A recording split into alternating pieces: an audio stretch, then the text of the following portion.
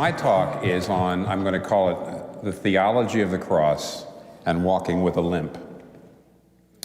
Catherine and I have worked on this book that's coming out this month, Every Good Endeavor, Connecting Your Work to God's Work. And it was, for me in particular, it was a great deep dive into the theology of work.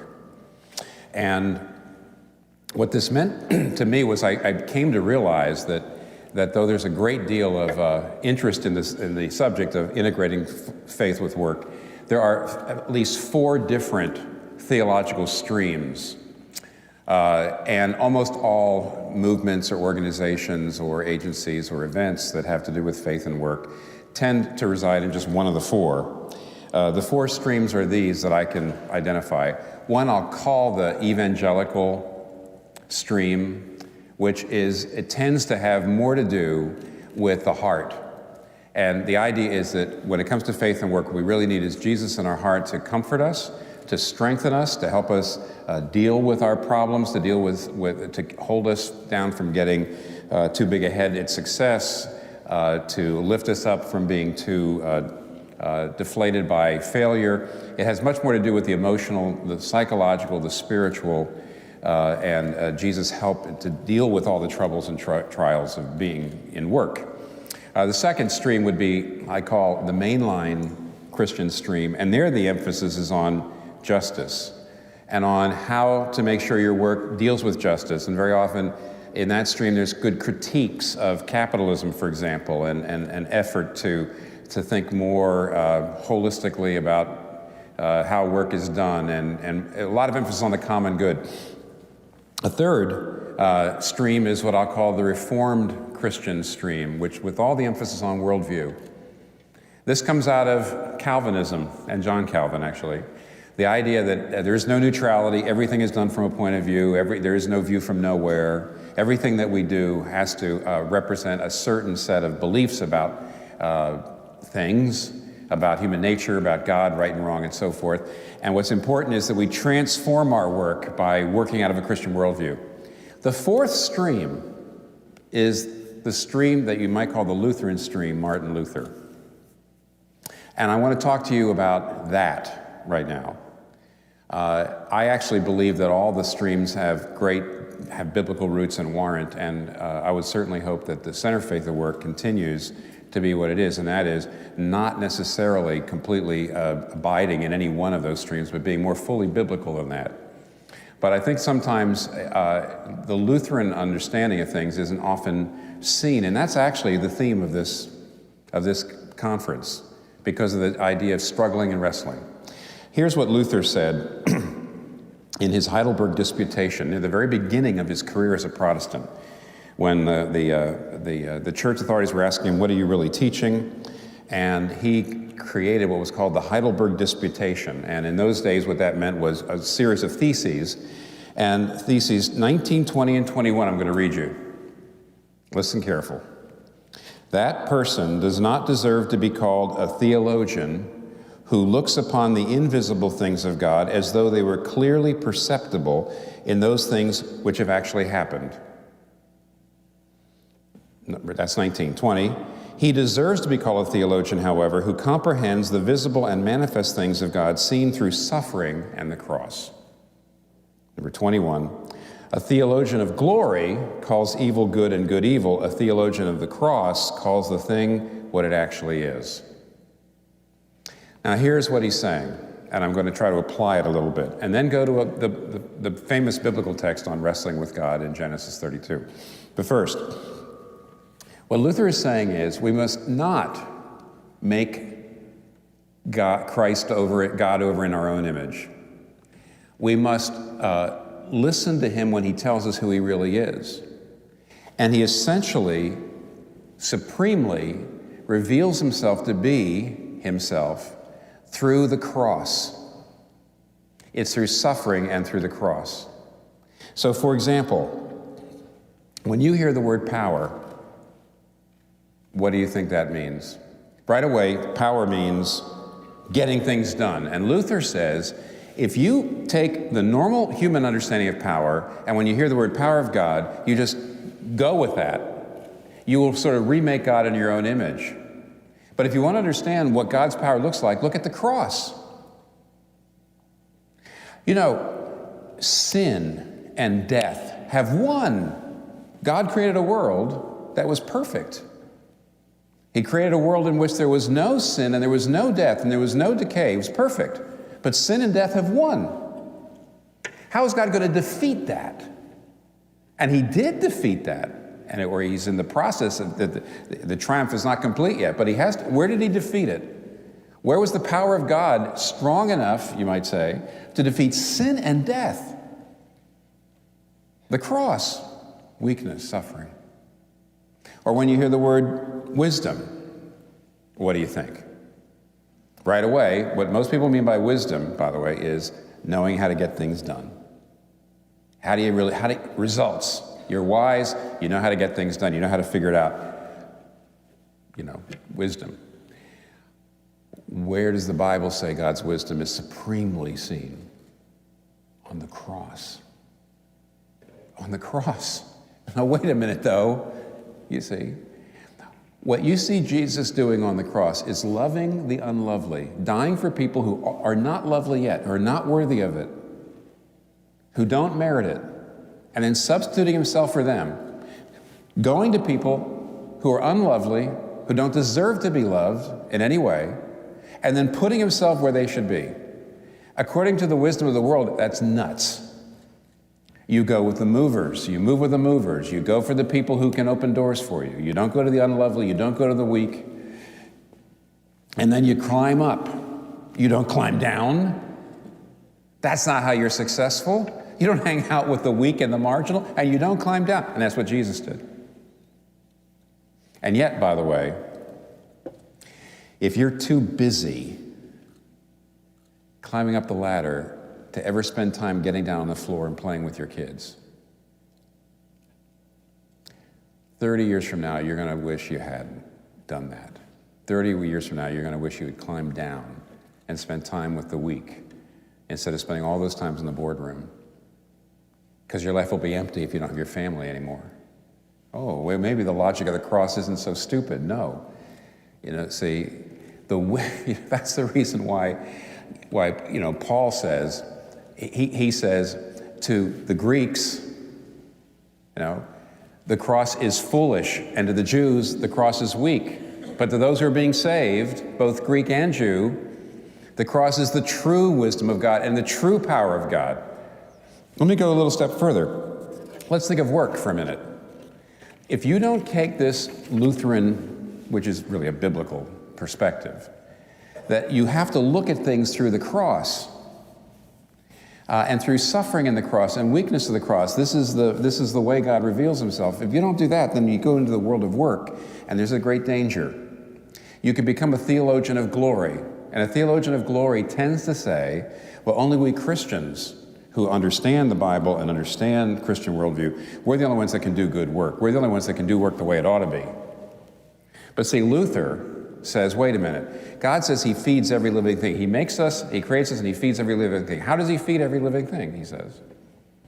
He says, why, the simplest farm girl who's milking cows out there and who then sells it to the rough truck driver who takes it to the dairy and who takes it to... God is actually feeding you and giving you things to eat and drink through them. And therefore, just by doing their job, they are the masks of God. They are the hands and fingers of God. Just to do your work, whether you're a Christian or not, just to do your work well, you're doing God's work. The idea that only us ministers who are preaching the gospel, or only us Christians who are applying worldview, that's a theology of glory. The theology of the cross says that everyone's doing God's work. Even the simplest, even the humblest, even the ditch digger is doing God's work. They don't need a worldview. God is using them to meet our needs. But lastly, and this is lastly on this first part, it's a nice long introduction, and we'll get to the text. How do you think about suffering and wrestling and failure in general? Some years ago, well, more than once, I've tried to explain to people that the cross is not just the way God atoned for your sin. Put it this way. The cross is not just an atonement, but a revelation of how God deals with the people he loves. What if the cross wasn't just a way that through Jesus Christ, God saved you? But what if the cross, and there's plenty of biblical evidence for this, is the way that God works through everybody he loves, not just Jesus? This gets a lot of people upset. Because a lot of people say, wait a minute, I don't mind Jesus suffering to save me, but now, hey, if God loves me and I'm his child and he's my father, he needs to take care of me. He can't let bad things happen to me.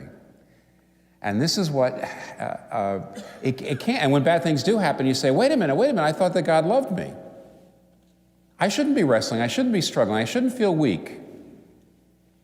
What Luther would say, and I think this is, again, this is the biblical right thing to say, what Luther would say is, don't you see that the ultimate triumph of good over evil is that now when evil happens, God uses it for good, not that it's gone. You see, the ultimate triumph is that evil can only, in the end, Romans 8:28, God's working all things out, what? Romans 8:28, all things work together. Not all things are good, but all things work together for good to those who love God. That's what the cross was, a horrible thing. Suffering for Jesus, bad things happen, and yet God worked through it for something incredibly good. Now, there's many crosses everywhere, and everything that happens in your life, if you give it to God, if you look to God, if you rest and trust in God, even the wrestlings, even the strugglings are ways in which God is changing you, growing you, blessing you. Remember Harold Kushner wrote, When Bad Things Happen to Good People? And he basically say, why does God let bad things happen to good people? And Luther say, God lets bad things happen to good people because he's trying to bless them. Now, let's put us all together. Let me read you a text and just briefly show you its meaning and apply it to faith and work. This is from Genesis 32. Jacob was left alone, and a man wrestled with him till dawn.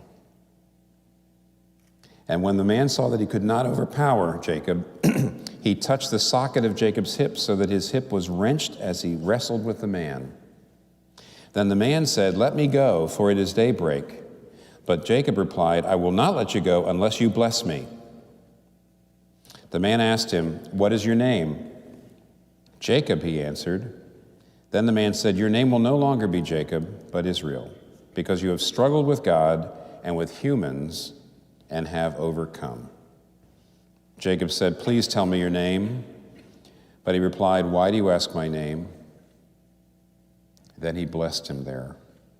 So Jacob called the place Peniel and said, It is because I saw God face to face, and yet my life was spared. And the sun rose above him as he passed Peniel, and he was limping because of his hip. Therefore, to this day, the Israelites do not eat the tendon attached to the socket of the hip, because the socket of Jacob's hip was touched near the tendon. Point one, what Jacob had been doing all of his life was wrestling with people. Here's the background to this thing. This is the climax of Jacob's life, basically.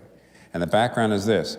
Jacob was a twin. He was the younger. He came out second. Even though he was a twin, he came out second.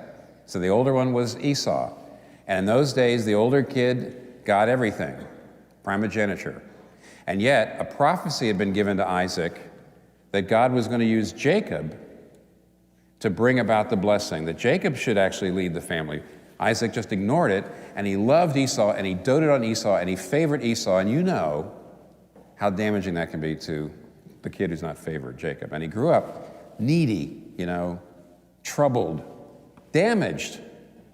And at a certain point, if you know the story, Isaac decided to give Esau officially the head of the family estate, which meant the blessing of the firstborn. And it was a kind of ceremony in which Esau was going to make Isaac some food, and then Isaac was going to eat it, and he was going to bless him. O son, O Lord, bless my son and let him be prosperous, and so on. It's a formality. Because the idea of Isaac was going to give Esau the legal headship of the family. But the blessing ceremony was a formality.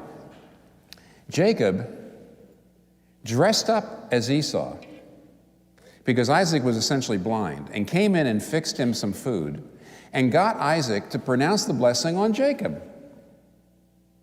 But of course, Esau found out about it, and Isaac found out about it, and Esau was ready to kill Jacob, so he had to leave home.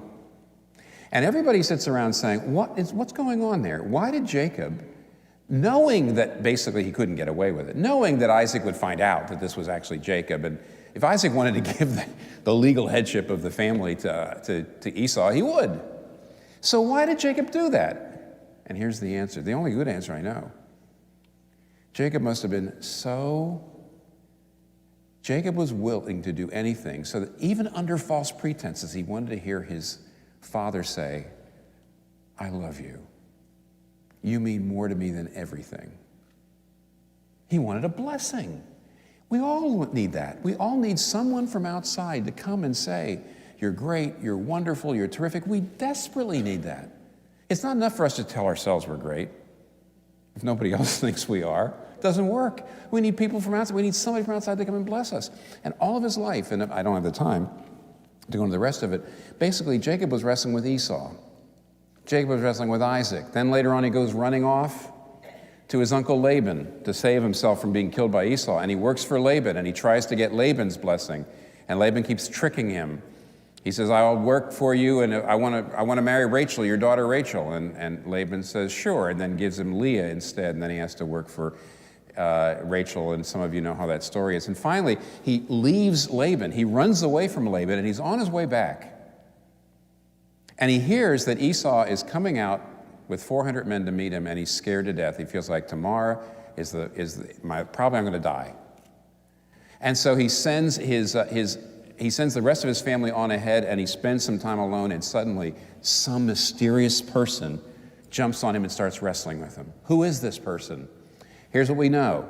Even though he's wrestling with this man all night, it says, when daybreak was about to come, the man saw he could not overpower him, and he touched the socket of Jacob's hip, so his hip was wrenched. And the word touch simply means he lightly touched Jacob's hip, and immediately it was destroyed, shattered, never walked right again. Who is this person that is so powerful? You see, he's been wrestling with Jacob, kind of like holding Jacob. It's almost like they're even. But suddenly, as daybreak comes, he shows that he's been holding it back. And he just reaches out and touches and shatters his leg. And then the second thing we were told is he says, I got to leave, Jacob, because it's almost daybreak. Nobody can see my face. And when Jacob says, what is your name? He says, you don't need to know my name. Who is this? It's God. And see, here's the crazy thing. As soon as Jacob realizes it's God and realizes the sun is coming up, what should he have done? If he was rational, at least from what we could tell. He should be running away. He says, the sun's coming up, seeing God? You die when you see God coming up. No, instead he holds on to him and he says, I will not let you go till you bless me, which is an amazing statement. Here's what he was saying when he did that. Basically, he was saying this. What an idiot I've been. Here is what I've been looking for all my life. Here's the approval I was looking for in my father's face. Here is the beauty I was looking for in Rachel's face. All my life, when I was dealing and wrestling with other people, I didn't realize that this is what I needed. I need you to bless me. Here is my blessing. Here is what I've been looking for all my life. I will not let you go till you bless me. And you are a permanent presence in my life. Nothing else matters. I don't care about the pain. I don't care that you just ruined my leg. I don't care that if the sun comes up. I would rather die than lose your blessing. You see what's happening? He suddenly realized in his work he'd been wrestling for blessing, in his sexual life he was wrestling for blessing, in his family life he was wrestling for blessing. And the reason why he's always been needy and always been a mess is because I really need God's blessing. This is the one that I need to bless me. And guess what? We're told, and I always get shivers when I see it. The text says, Jacob said, please tell me your name. But he replied, why do you ask my name? And then he blessed him there. The text does not tell us what he said, and blessings were always verbal. God must have said something to Jacob. Must have said something to Jacob. I don't know what it was. But here's the point. Jacob would never, ever have realized what his problems are unless he'd been spending all this time wrestling. What if God had showed up 10 years before and said, Jacob, you're trying to get your approval out of your family? It wouldn't have worked. What if he'd shown up with Joseph? If you know the story of Joseph, who was sold into slavery and went into prison. And Joseph was an absolutely stuck-up kid, absolutely spoiled, ruined, proud, evil, cynical. What if God had just showed up and said, you're a spoiled brat? And would Joseph have said, oh, help me? No, spoiled brats don't do that. Nobody ever learns who they are by being told. They have to be shown. Nobody's ever learned who you really are. You never learn who you are just by being told. You have to be shown. You have to wrestle. You have to experience weakness. And then finally you see where the blessing really should be coming from. That's what happened. Here's my points. And you will never come to see who you are. You'll never get any real knowledge. You'll never get any real strength. You'll never really get any character, any humility, any self-perspective, any wisdom, any depth, unless you've got trouble, unless you suffer, unless you wrestle, unless you experience weakness. See, God deals with it. He doesn't just atone for us, our sins with the cross. It's the way he helps us. Number two, one of our main problems is we fight God. And then even after we realize we've been fighting God, like Jacob, we still have to wrestle with God in prayer. We still have to get him in the center of our lives. That takes wrestling, that takes prayer. Very often you feel like your heart's dead, but that doesn't matter. I'm going to go back, I'm going to read the Bible, I'm going to pray, I'm going to repent, I'm going to rejoice, I'm going to do it until I start to sense God's presence in my life. I will not let you go till you bless me. So prayer is a form of wrestling, and life is a form of wrestling. And you'll have a limp, and you'll rejoice. David Martin Lloyd-Jones is a wonderful, he was a doctor who became a pastor and a preacher, and Martin Lloyd-Jones has a wonderful talk on this in which he says, all Christians who have true joy also limp. You dance, but you limp. You're broken before you can be made whole. And honestly, unless you go through this, you will be theologians of glory when it comes to your work. You'll be trying to get your blessing through your work. Bad. You'll be actually afraid of moving toward difficulties in work. You'll avoid them. You'll avoid weak people. You won't care about the simple person. You'll hang out with the powerful. You'll be remade in the image of the world. Don't do that. A theology of the cross and walking with the Limp.